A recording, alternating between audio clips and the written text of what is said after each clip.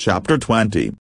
Eve supposed there could have been worse ways to wade through the last stages of an investigation. The atmosphere had it all over her cramped office at Copt Central, and the food was certainly a long leg up from the eatery. Rourke had opened up his dome-ceilinged reception room with its glossy wood floors, mirrored walls, and sparkling lights. Long, curved tables followed the rounded walls and were artistically crowded with exotic finger foods. Colorful bite-sized eggs harvested from the dwarf pigeons of the moon's farm colony, delicate pink shrimp from the Sea of Japan, elegant cheese swirls that melted on the tongue, pastries pumped with pates or creams in a menagerie of shapes, the gleam of caviar heaped on shaved ice, the richness of fresh fruit with frosty sugar coating. There was more. The hot table across the room steamed with heat and spices. One entire area was a treasure trove for those of a vegetarian persuasion, with another, at a discreet distance, decked out for carnivores. Rourke had opted for live music rather than simulation,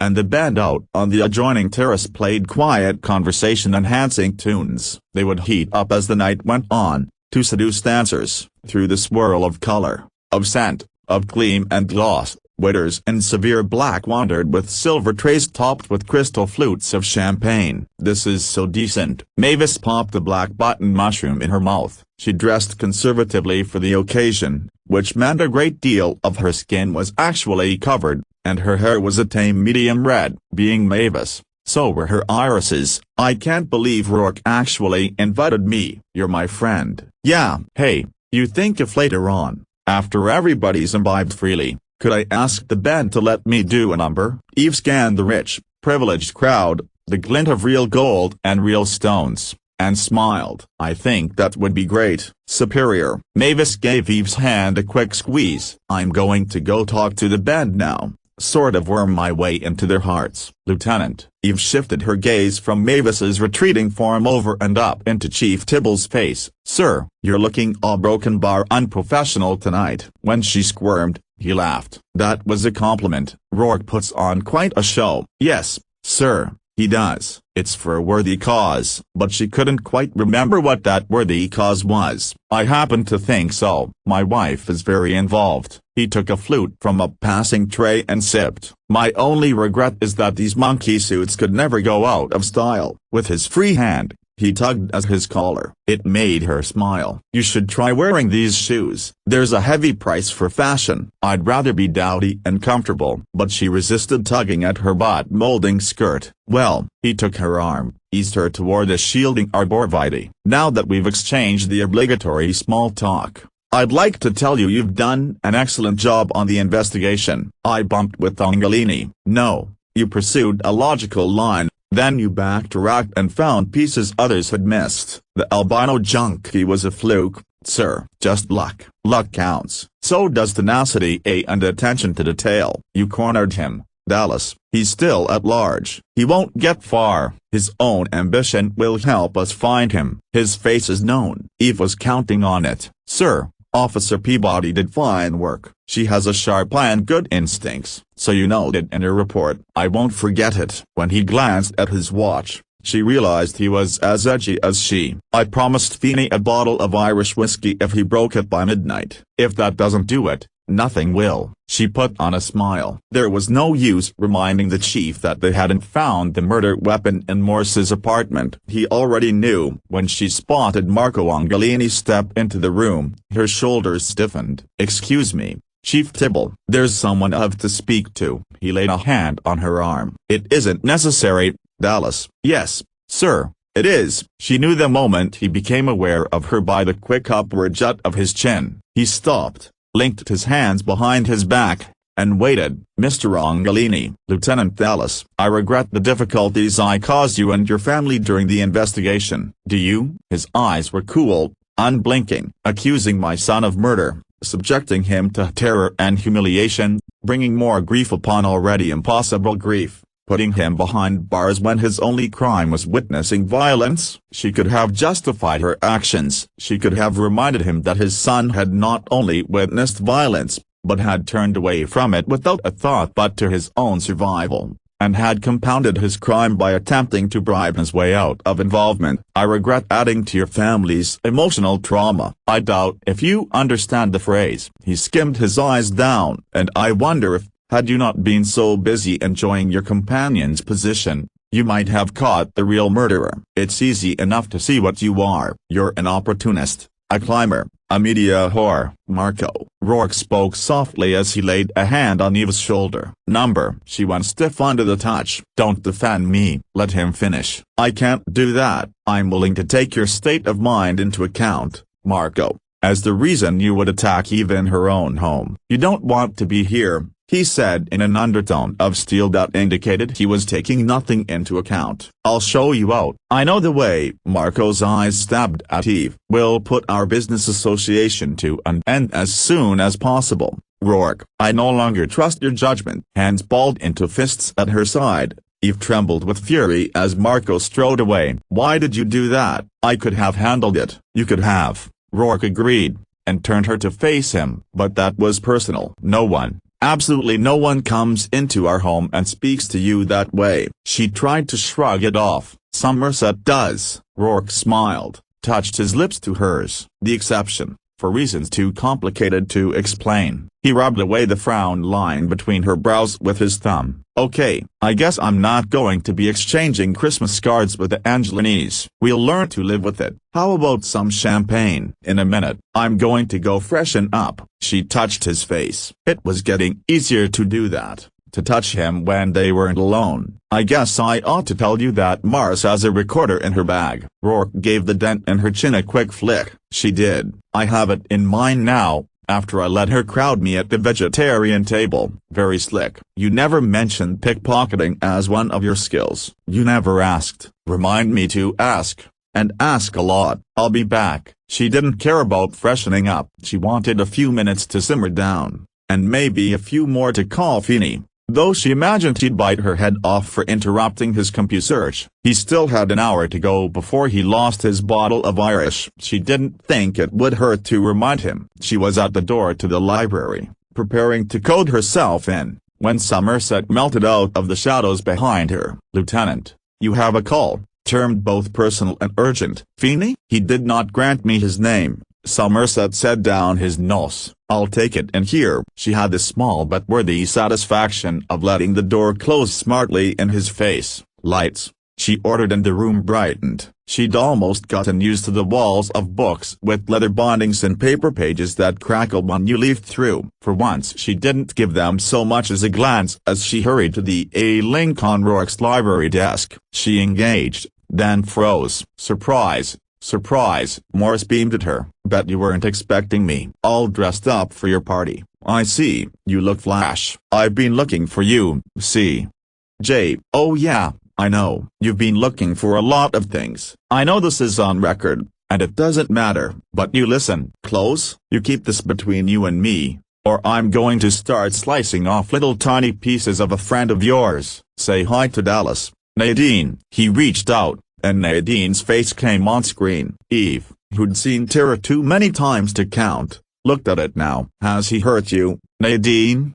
She whimpered when he jerked her head back by the hair, touched a long slim blade to her throat. Now, you tell her I've been real nice to you. Tell her. He skimmed the flat of the blade over her throat. Bitch, I'm fine. I'm okay. She closed her eyes and a tear squeezed through. I'm sorry. She's sorry, Morse said between pursed lips and pressed his cheek to Nadine so both of their faces were in view. She's sorry she was so hungry to be top bitch that she slipped the guard you put on her and fell right into my waiting arms. Isn't that right, Nadine? Yes, and I'm going to kill you, but not quick like the others. I'm going to kill you slowly, and with a lot of pain. Unless your pal the lieutenant does everything I say. Isn't that right? You tell her, Nadine. He's going to kill me. She pressed her lips together hard, but nothing would stop the trembling. He's going to kill me, Dallas. That's right. You don't want her to die, do you, Dallas? It's your fault Louise died.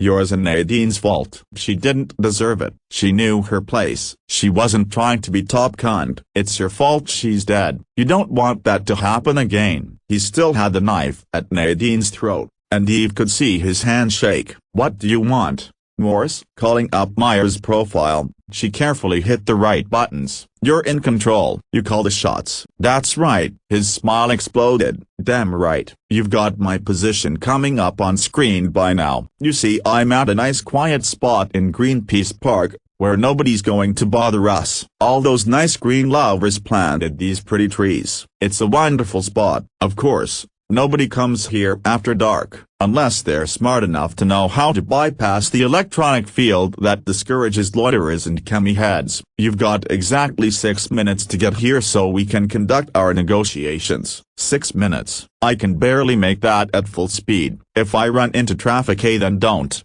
He snapped. 6 minutes from end of transmission. Dallas. 10 seconds over. 10 seconds you might use to call this in, to contact anyone, to so much as blink for backup, and I start ripping Nadine. You come alone. If I smell an extra cop, I start on her. You want her to come alone, right, Nadine? As incentive, he turned the point of the blade to prick a narrow slice at the side of her throat. Please. She tried to arch back as the blood trickled. Please. Cut her again, and I won't deal. You'll deal, Morse said. 6 minutes, starting now. The screen went blank. Eve's finger poised over the controls, thought of dispatch, of the dozens of units that could be around the park in minutes. She thought of leaks, electronic leaks, and she thought of the blood dribbling down Nadine's throat. She bolted across the room and hit the elevator panel on the run. She needed her weapon. C.J. Morse was having the time of his life. He began to see that he'd sold himself short by killing quickly. There was so much more kick in courting fear,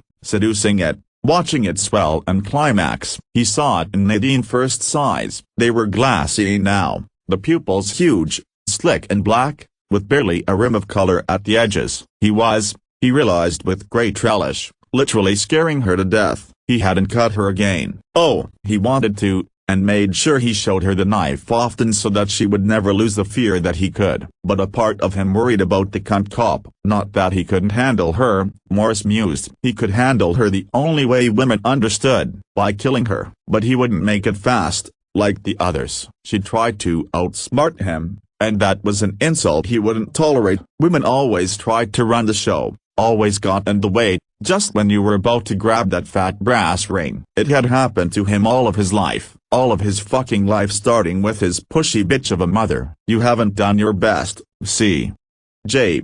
Use your brains, for God's sake. You'll never get through life on looks or charm. You haven't got any. I expected more from you. If you can't be the best, you'll be nothing. He'd taken it, hadn't he? Smiling to himself, he began to stroke Nadine's hair while she shuddered. He'd taken it for years, playing the good, devoted son, while at night he dreamed of ways to kill her. Wonderful dreams, sweaty and sweet, where he'd finally silenced that grating, demanding voice. So I did, he said conversationally, touching the tip of the knife to the pulse jerking in Nadine's throat. And it was so easy. She was all alone in that big, important house, busy with her big, important business. And I walked right in.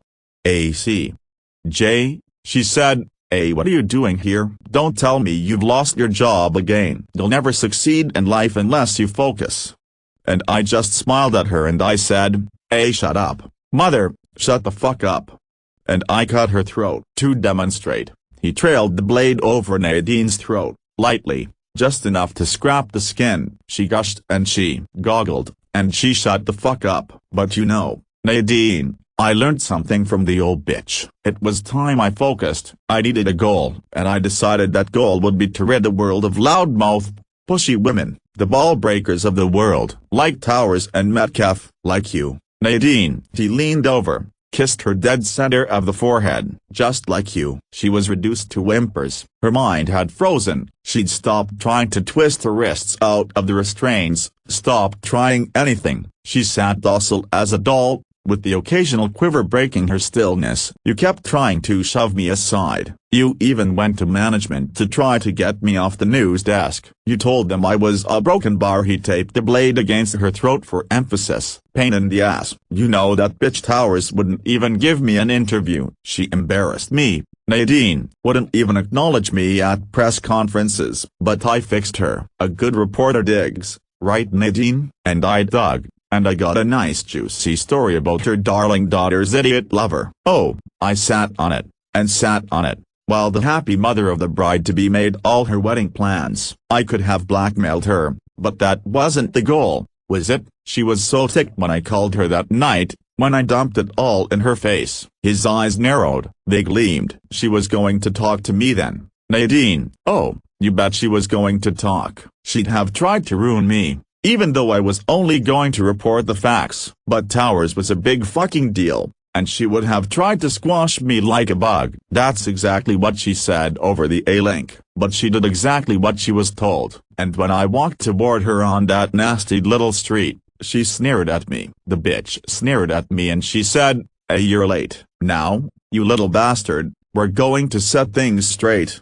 He laughed so hard he had to press a hand to his stomach. Oh, I set her straight, gush and goggle, just like my dear old mother. He gave Nadine a quick slap on the top of the head, rose, and faced the camera he had set up. This is CJ Morse reporting. As the clock ticks away the seconds, it appears that the heroic Lieutenant Cunt will not arrive in time to save her fellow bitch from execution. Though it has long been considered a sexist cliché, this experiment has proven that women are always late. He laughed uproariously and gave Nadine a careless backhanded slap that knocked her back on the bench where he'd put her. After one last, high-pitched giggle, he controlled himself and frowned soberly into the lens. The public broadcasting of executions was banned in this country in 2012, 5 years before the Supreme Court once again ruled that capital punishment was unconstitutional. Of course, the court was forced into that decision by 5 big women. So this reporter deems that ruling null and void? He took a small pocket beam out of his jacket before turning to Nadine. "I'm going to key into the station now, Nadine, on air in 20. Thoughtfully, he tilted his head. "You know, you could use a little makeup. It's a pity there isn't time. I'm sure you'd want to look your best for your final broadcast." He walked to her, laid the length of the knife at her throat, and faced the camera. In 10, 9, 8 a broken bar. He glanced over at the sound of rushing feet on the crushed stone path. Well, here she is now. And with seconds to spare, Eve skidded to a halt on the path and stared. She'd seen a great deal in her decade on the force, plenty that she often wished could be erased from her memory, but she'd never seen anything to compare with this. She'd followed the light, the single light that beamed a circle around the tableau. The park bench where Nadine sat passively, blood drying on her skin, a knife at her throat.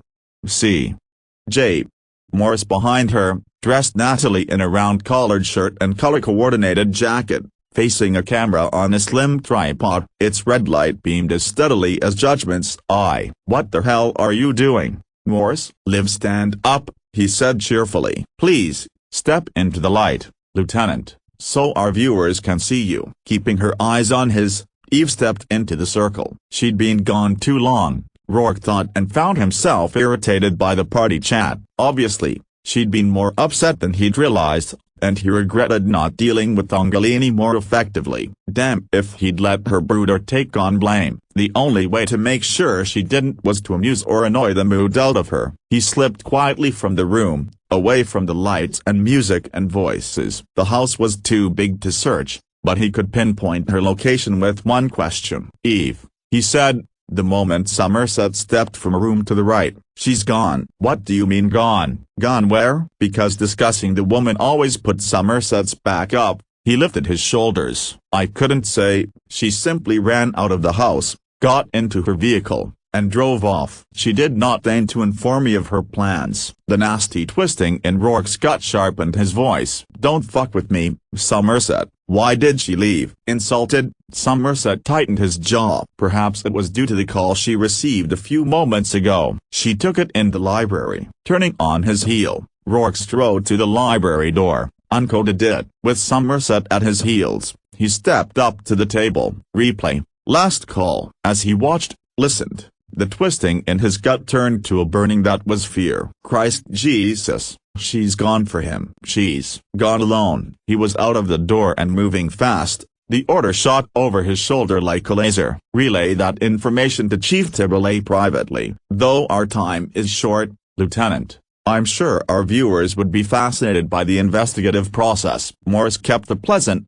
camera smile on his face, the knife at Nadine's throat. You did pursue a false lead for a time, and were, I believe, on the point of charging an innocent man. Why did you kill them, Morse? Oh, I've documented that extensively. For future broadcast, let's talk about you. You must have felt terrible when you realized you'd killed Louise Kursky instead of Nadine. I felt very bad about that. Sickened. Louise was a nice, quiet woman with an appropriate attitude. But it wasn't my fault. It was yours and Nadine's for trying to bait me. You wanted exposure. She flicked a glance toward the camera. You're certainly getting it now. But this is putting you in a spot, Morse. You won't get out of this park now. Oh, I have a plan. Don't worry about me. And we have just a few minutes left before we have to end this. The public has a right to know. I want them to see this execution. But I wanted you to see it in person, to witness what you caused. She looked at Nadine. No help there,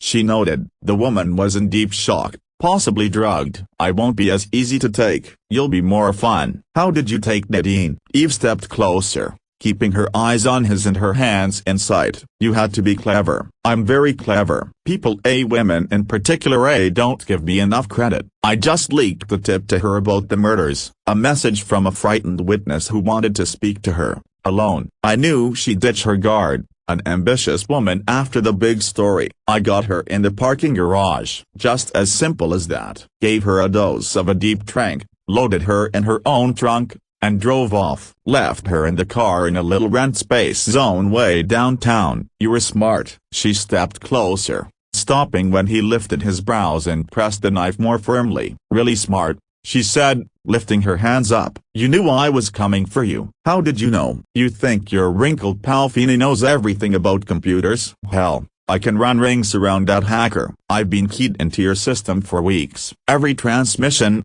every plan, every step you took. I was always ahead of you, Dallas. Yeah, you were ahead of me. You don't want to kill her, Morse. You want me. I'm the one who ragged on you, gave you all the grief. Why don't you let her go? She's zoned, anyway. Take me on. He flashed his quick, boyish smile. Why don't I kill her first, then you? Eve lifted a shoulder. I thought you liked a challenge. Guess I was wrong. Towers was a challenge. You had to do a lot of fast talking to get her where you wanted her. But Metcalf was nothing. Are you serious? She thought I was puss. He bared his teeth, hissed through them. She'd still be doing weather if she hadn't had its. And they were giving her my airtime. My fucking airtime. I had to pretend I was a big fan. Tell her I was going to do a 20-minute feature on her. Just her. Told her we had a shot at international satellite, and she bit good. So she met you that night on the patio. Yeah, she got herself all slicked up. Was all smiles and no hard feelings. Tried to tell me she was glad I'd found my niche. My goddamn niche. Well,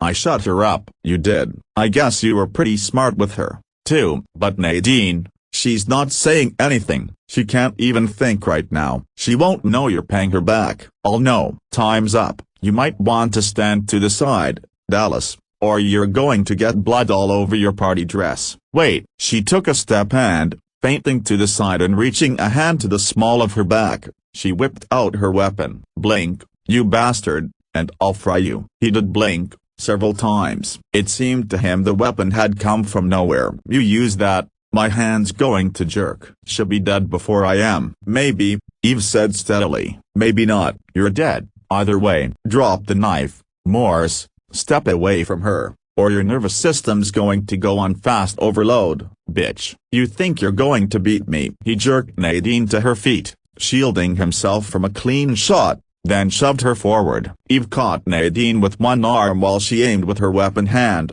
but he was already into the trees. Seeing no choice, Eve slapped Nadine hard, front-handed, then back. Snap out of it. God damn it. He's killing me. Nadine's eyes rolled back, then forward when Eve hit her again. Get moving. Do you hear me? You get moving. Call this in. Now. Call it in. That way. Eve gave Nadine a shove toward the path, hoped she'd stay on her feet, and dashed toward the trees. He'd said he had a plan, and she didn't doubt it. Even if he managed to get out of the park, they'd bring him in, eventually. But he was primed to kill now. Some woman walking her dog on the sidewalk, or someone coming home from a late date. He'd use the knife on anyone now because he'd failed again. She stopped in the shadows, ears straining for sound, breath rigidly controlled. Dimly, she could hear the sounds of street and air traffic, could see the lights of the city beyond a thick border of trees. A dozen paths spread out before her that would wind through the glade and the gardens so lovingly planted,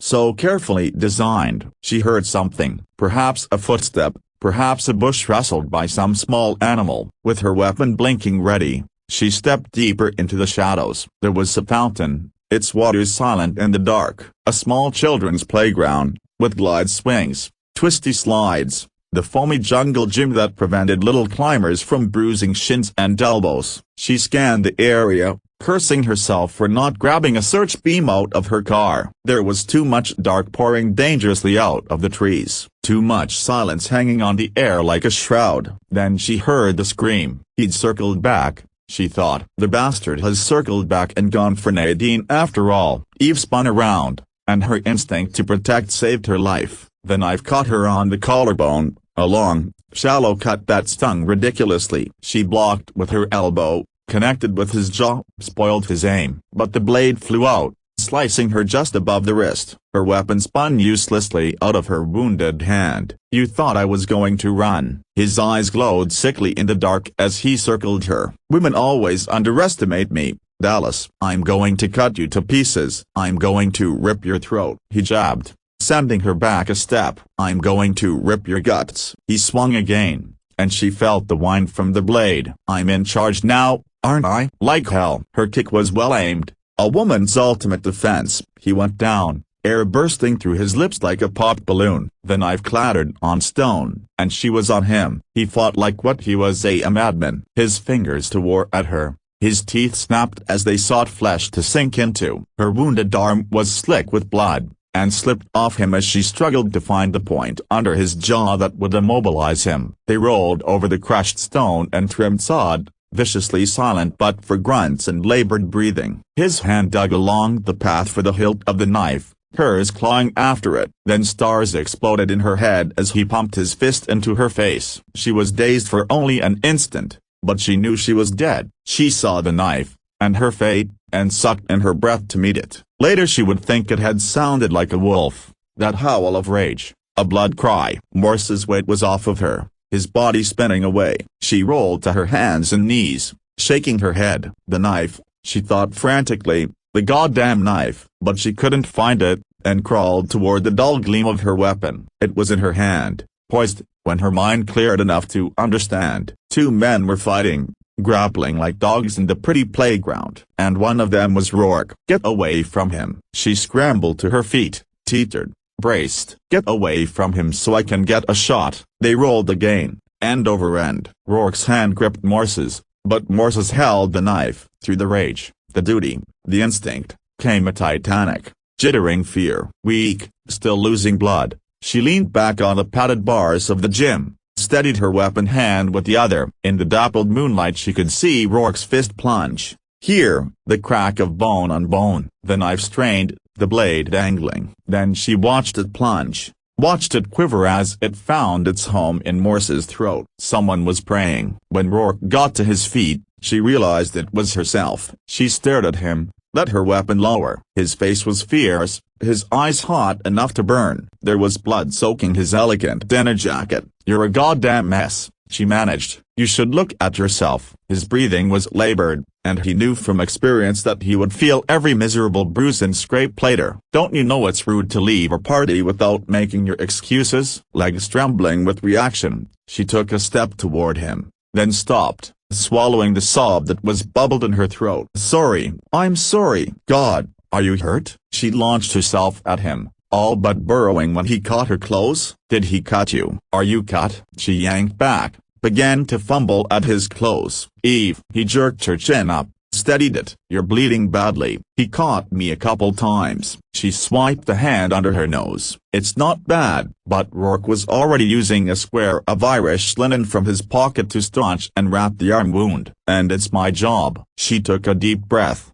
felt the black edges around her vision creeping back until she could see clearly. "Where are you cut?" "It's his blood," Rourke said calmly. "Not mine." "His blood." She nearly wobbled again, forced her knees to lock. "You're not hurt?" "Nothing major." Concerned, he angled her head back to examine the shallow slice along her collarbone, the rapidly swelling eye. "You need a medic, Lieutenant." "In a minute. Let me ask you something." "Ask away." Having nothing else, he tore part of his ripped sleeve to dab at the blood on her shoulder. "Do I come charging into one of your boardrooms when you're having trouble with a business deal?" His eyes flicked to hers. Some of the fierceness died out of them into what was almost a smile. "No, Eve, you don't." "I don't know what got into me." "It's okay." Since there was nowhere else to put it, she jabbed her weapon onto her lower back where she'd fixed it with adhesive. "This once," she murmured and caught his face in her hands. "It's okay. It's okay. I was scared when I couldn't get past you for a shot. I thought he would kill you before I could stop him." "Then you should understand the feeling."